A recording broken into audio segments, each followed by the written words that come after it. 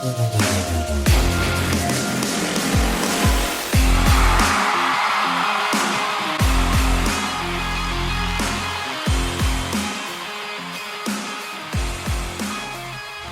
right, Colts Nation, so a couple quick digressions here from the topic at hand before we even get started. First off, has anyone yet started a petition to get that mullet off of Chris Ballard? I mean, my lord, that thing is not good. Like, I am not Mr. Fashion Nova myself, okay? But somebody close to him has to let him know that that is not at all what he should be doing up there on top. Like, he'd be better off bald than to have that thing. More power to him at his age that he can grow the long hair like that. Great. But, like, my goodness, that thing has to go. I mean, can I say it any other way in any plainer English? And I forget what it even is at this point. I listened to a few months back. I wish I could cite the source. Oh, I forget. Was it 1075 The Fan? Oh, I forget where it was. I apologize. This was a few months back. He's talking about why he has the hair, and I forget if it was like his nephew or his friend's son or some kid that's like close to home, like family or friend or something like that. They do like this hair growth challenge, and they both grow out the mullet. The kid gets rid of the mullet. Chris Ballard keeps it. I don't know why that is, but someone has to get rid of that thing. You got to sneak into his house in the middle of the night and shave it off. You ever see Ted, where they snuck into Tom Brady's house and, well, it's not quite appropriate, right? Right? If you saw the movie, you know where I'm going. Point being is someone has to commit a crime. If it means committing a crime to get that off of Chris Ballard's head by the season, I'm all for it. And then number two, the free agents, the undrafted free agent rookies. No disrespect to these guys whatsoever, because like in the grand scheme of things, like particularly me who's just sitting here in my bedroom, like, you know, these are stellar football players. To even make it to the NFL, you have to be in the top 1% of football players on planet Earth, okay? So this much I understand. But also, in terms of Colts topics to cover, is it really something that matters right now? Like, most of these guys are not going to see the light of day. And if they do, we can talk about it when that time comes. Like, do we need to cover the undrafted rookies now? Like, is that important? I will say this, though. One guy that I will root for is Justin Strong. I love a fellow Justin. That's a great name. Justin Strong. Justin is strong. I love that. So I'll take him, and not for anything, he's a running back. Of all the undrafted free agents that have a shot to make the roster, you know, a running back might be the one. You think about what we have right now. Obviously, you have JT, Trey Sermon, I think the Colts like. But then you're kind of down to Evan Hull, Tyler Goodson, whoever it may be that we have out there. Maybe Justin Strong gets on the roster. I'm a fan of his off of name value alone, okay? Now back to our regularly scheduled programming and what you clicked the video for. And I want to dive a little bit deeper into this Laiatu Latu pick and what he brings to the table and where he fits in to this talented and crowded defensive end group that the Colts have in his first year and what all of it means for the Colts defense. So for starters, a quick question for you guys. All of you that were bugging out about the Colts missing out on Danielle Hunter, after this draft pick, do you still feel that way? Do you? You might. I'm asking. It's like a genuine question. It's not rhetorical.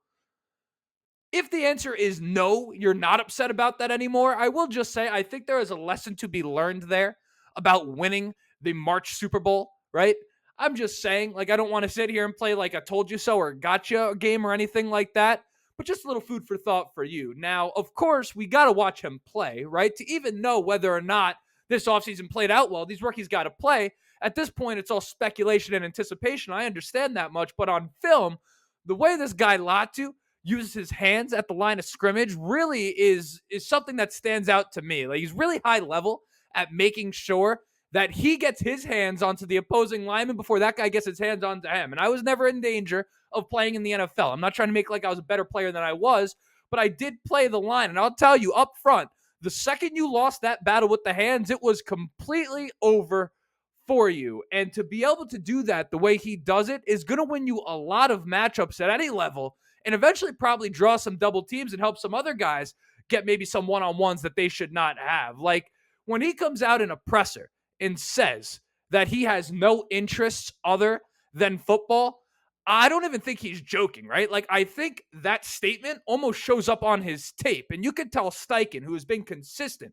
One thing Steichen has said about building the culture over here in Indianapolis, and one thing he says whenever he really likes anyone, he even says it when he talks about why he likes Chris Ballard, he loves guys that love football. He wants football guys in the building, and he is super high on Latu in that sense. You can tell how excited he was about him in the post-draft presser, and that is something you love to see. Now, in all honesty, if we're being fair about Laiatu Latu, in terms of speed and explosiveness, I wouldn't say he's all that impressive. I think he ended up running like a 4.640 or something to that effect. But if you listen to on Max Crosby, I think he said he worked that down from a 4.8840. These numbers are off the top of my head. I'm not 100% sure, but I'm pretty close to having you there, if not right on the money. Okay.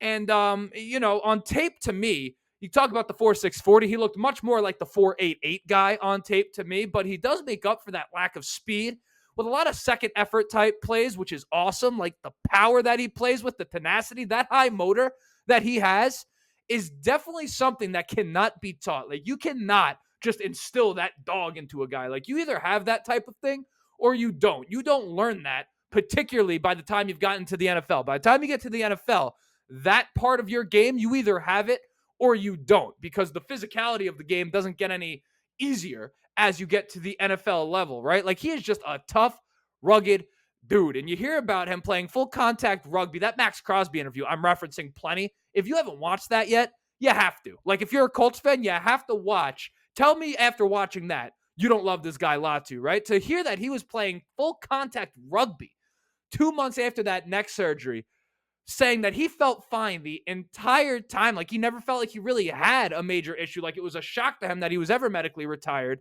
He never felt like anything was really wrong. That one, of course, speaks to his toughness and his durability, but it also, more importantly, makes you feel a little bit better about that neck injury, which a lot of us, I think, were justifiably concerned about, at least in terms of on face value when he got drafted. But knowing that he played 2 years of football at UCLA healthy following that surgery, even though it was the same injury as Peyton Manning, he didn't have any chronic nerve damage there, nor was he old and beaten down. The dude was 19 years old when he had that neck surgery, right? Like not even old enough to have a sip of alcohol. What were you doing when you were 19 years old? Probably drinking alcohol. Neither here nor there. You get my point. He was very, very young when that surgery happened. So for me, the neck thing, of course, I'm not going to sit here and say that there is zero concern for me. But as far as me being, if I was in the shoes of the Colts, would I think he's clear? Yeah. I mean, why wouldn't I? After everything I just said and everything we just heard, because anything he said on Max Crosby, presumably you had to assume that the Colts knew before we heard it on that show, right? So the one thing I can say for sure about Latu from a skill set perspective, fundamentally, in terms of like having a bag of moves in the pass rush, he is pro ready on that front. Now, athletically, in terms of like his speed, his agility, and things of that nature, I'd be lying if I said I don't have some questions. I most certainly do. And by questions, it's more of like, I'm not sure I've seen a pass rusher that looks quite like him before, at least an elite one. And that's not technically a bad thing, but also you do like to have a pro comp, right? I mean, to be fair, like to play both sides here and to be objective, you do like to have someone that you could look at and compare him to. And for me personally, although I wouldn't claim to be an aficionado when it comes to this type of thing, I really don't know who he looks like that plays at an elite level. And realistically, in terms like athletically, he's like the opposite of a prospect that Kwity Paye was, right? Like Kwity Paye out of college was a tools guy who needed to improve fundamentally. Latu is a guy that has the fundamentals that maybe in terms of speed and explosiveness leaves a little something to be desired. Now, in all fairness, I don't say this to put Kwity Paye down, right? Because Kwity Paye has improved every single season he's been on the Indianapolis Colts, and I'm unsure exactly what it is that they plan to do with him on May 2nd in regard to that fifth-year option. But I can't help but view the Latu pick as somewhat of an admission, I guess, by the Indianapolis Colts that Kwity Paye was not quite exactly what they drafted him to be. I think calling him a miss is a bit tough because you look back at that draft class and you say, okay, who went before him at defensive end? You had Jalen Phillips from the Dolphins. I don't even know who that is, right? You got Peyton Turner who went after him, Gregory Rousseau, Adefeo Way, Joe Tyron Shayinka. I mean, you ever hear that name before? I don't even know if that's a real person. Is that a bot? I mean, point being is that you could make a strong argument out of that class, despite the fact that Kwity Paye hasn't developed into an elite pass rusher. There's a strong argument to be made that he was the best defensive end of that bunch. Either way, Kwity Paye is going to be a Colt this season, and at worst, we see him dealt at the trade deadline if the option is not picked up by the Indianapolis Colts, and perhaps, I don't know. And even then, right, it's only if the team isn't doing well that we would see Paye get dealt at any point. I think we at least see him on the Colts through this season. But my point, really, I've kind of gone on a digression here about Kwity Paye. My point is this: if this pass rush ends up as good as I think it can be, and by that I mean this, actually, let me get to the meat and potatoes. My point here, okay?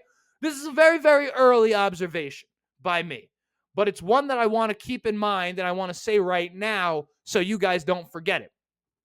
If Latu pans out and shows up as the Colts' best pass rusher, or even in contention to be their best pass rusher in his first season, the Indianapolis Colts may end up with the best pass rush in all of football, which is a bold claim. But of course, I do plan to explain myself further. But before I do that, you know what I have to do. I have to introduce myself. My name is Justin. This right here is the Riding the Bench Colts podcast. As always, ask anyone enjoying the show, go ahead, shoot it a like. It's going to help me get out to as many Colts fans as humanly possible. Audio listeners, 5-star review maybe. If you're enjoying it, let the people know how much you like it. If you don't leave a 1-star. Just shut it off. You probably didn't even get to this point. That's the beauty of doing this part of the episode so deep in. If you've made it here, you had to be all right with what I was doing at the very minimum.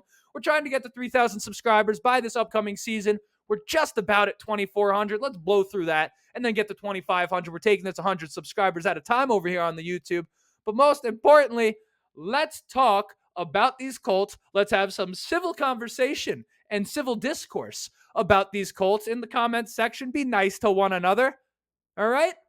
All right. Housekeeping out of the way. Back to the pass rush, because really there's a few things that have me even making that claim or even bringing myself to that place. Number one is easy, right? The Colts were top 5 in sacks last season without Laiatu Latu.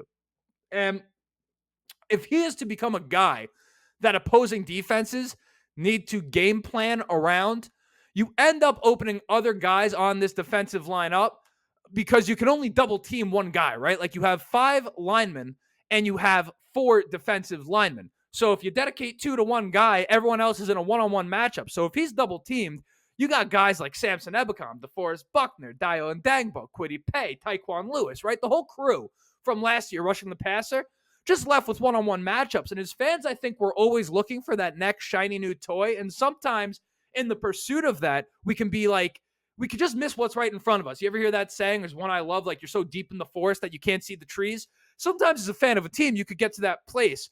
And what is right in front of our face right now, the forest that we are in, is a defensive line that runs about 9 or 10 deep that is going to be a lot for opposing teams to handle, especially in Gus Bradley's system, which is actually a point that I think may raise a couple eyebrows, but allow me to get there, right? Because say what you want about Gus Bradley's scheme defensively, the lack of blitzing and all, right? Like there isn't much going on there. When it comes to trying to figure out what Gus Bradley's trying to do, it's pretty straightforward, which of course is one of the cons of his scheme, right? But make no mistake, that con is also one of the pros of his defensive scheme, especially when you have young players like the Indianapolis Colts do. There really isn't all that much thinking for them to do, right? And there's something to be said about just doing one thing and doing it really well. Like back, and I was not alive for this, but I kind of enjoy the fight game a little bit. Not that I could ever fight anyone. I'm a pussy. But my point is that guys who went against the great Mike Tyson, right? They all knew. Jake Paul will learn this when the time comes for any of you who are interested in that type of thing. Like they all knew that he was going for that right hook to the body and that right uppercut, right? They knew that was going to happen. But it didn't matter because he was just so damn good at it. Or in football terms, right, you go against the Kansas City Chiefs, you know damn well they're trying to get the ball to Travis Kelce, and you do everything you can to stop it. Meanwhile, he walks out of there with 8+ receptions and 100+ yards, right? So this idea that you need to be unpredictable and always changing it up to be successful in this league, I think is a bit overblown. Now, that is one way to do it, and there's nothing wrong about it per se. It works well. But it's one way to do it. You can also just be so good at what you do that it doesn't really matter either way. If they know you're going to do it, doesn't matter if you execute at that high of level, right? And when you have a scheme like Gus Bradley's, all you need is one unit of your defense to play at an elite level, which, by the way, is all you can ask for as a fan base, right? Like, I can't even think of a single team that is elite both up front and in the secondary. Like, maybe you know them, but off the top of my head, I cannot, right? But, like, every single team has holes, and there's a lot of teams that have a poor secondary. It's just not the Colts. It's not just the Colts, but not every team with a subpar secondary has an elite pass rush. And one thing about that repetitive nature of Gus Bradley's defense, what it does is it allows guys to get comfortable and confident in their assignments and what they should be doing in their role, I guess, on the defense, right? Which ultimately enables them to play free. So in the Colts case, I think his scheme actually fits quite well for kind of what we have on this team right now, because the young secondary doesn't really have to worry about too many different coverages and all the different possible combinations and different assignments they can have. It's very much like, hey, man, just play your zone and play your zone, right? Like, that's pretty much all they have to worry about. Make a tackle would be nice too. And then really it's a defensive lineman's dream to play in Gus Bradley's scheme. And I'm not just making this up. Like, you go Bu Allen. Bu Allen was talking to Charlie Partridge, and he was talking about it. Like, playing in Gus Bradley's system or a system like that is great, right? There's no stunts. There's no dropping back in the coverage. There's nothing fancy. As a defensive lineman, your job is simple. Just go get the damn quarterback, right? And at that point, you have a pass rush playing that well, as I think the Colts will. And then you have the continuity and the experience that the Colts will continue to build in the secondary. It can just work. I think it work itself out, to be honest with you. Like, I kind of am almost in a spot, and this is early because we don't know, right? Like, the last year, going into the season, a little past where we were at this point, I was relatively worried about the defense as a whole. And then as we got to the season, I looked at the roster and I said, not for anything, I like the linebackers. The defensive line looks spectacular. And this year, I can only feel better about how I did last year, because all we've done is retain those guys, gain continuity, gain experience, and add Latu and add Raekwon Davis. So I'm less worried about the defense actually going into this year than I am last year, at least as it currently stands. Of course, health is always a factor. I always put that disclaimer there. I don't know why, but it just is. Like, for every team, it's a factor, right? Because if what I'm saying comes to fruition and we stay healthy enough, I think it bodes well for the Colts' chances in the AFC South. And at minimum, it positions their defense well against the offenses in this division, because they are built to throw the football. We know how the Jaguars operate. They've got Trevor Lawrence. If you ask a Jaguars fan, they're in the middle of a dynasty, despite the fact that they just went 9-8 twice. That is the equivalent of a Super Bowl Patriots run for those fucking despicable fans over there in Duval. But that's neither here nor there. You know they're going to try to throw the ball. You know they're always bringing in weapons. The Texans, we've seen what they've done. The running back they brought in was Joe Mixon, who is out of his prime, averaging less than 4 yards a carry in recent history. He can still play, but he, again, is out of his prime. He's not going to be an elite running back for the Texans. They're looking to throw the ball. They're air raid. C.J. Stroud, Diggs, Tank Dell, Nico Collins, right? They're trying to throw the ball. The Titans, they brought in Brian Callahan. They brought in Calvin Ridley, right? Tony Pollard, the new back, instead of Derrick Henry. He's kind of more of a scat back. You want to get him the ball out of the backfield as opposed to in between the tackles. DeAndre Hopkins over there, all of this stuff. You have teams in this division who are building to throw the ball, and then you have the Colts who are kind of built the inverse, where they want to beat you at the line of scrimmage, run the ball, and sack the quarterback. And I think that type of thing actually is something that we're going to look at in this division. I think it's going to age well this season. I really do. I may just be optimistic, as many of you think I always am. But listen, I only speak the truth as I see it. I think when you look at all of these things, I think some of us look and say, man, the Colts aren't doing what everyone else is doing, and we're upset about it. If anything, I think it's something we should be happy about, because you have to stick out somehow. And the Colts are doing it differently than the other teams in this division. And I kind of have a feeling it's going to work out. Of course, we have to see things play out. But again, this pass rush point of the video is that this has a chance to be the best pass rush in football. I do not want you to miss it. And that's really what I wanted to say. Hopefully there was something semi-insightful in that episode. That one felt a little bit all over the place, but I feel like I was saying some stuff. I was talking my shit. I was talking. Speak to him, Justin. That's what it was. That was an episode. Until next time, my name is Justin. This right here was the Riding the Bench Colts podcast. And as always, go Colts.